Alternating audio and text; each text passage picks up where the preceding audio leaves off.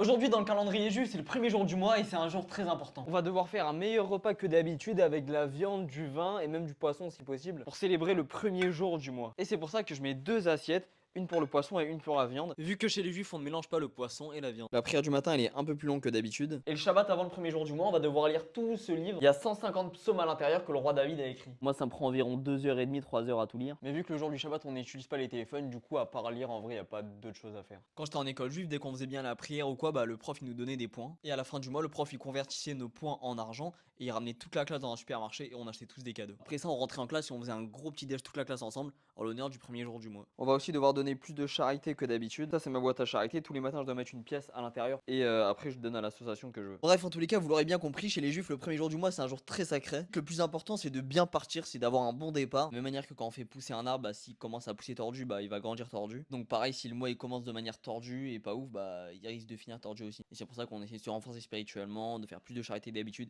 étudier plus la Torah que d'habitude, etc.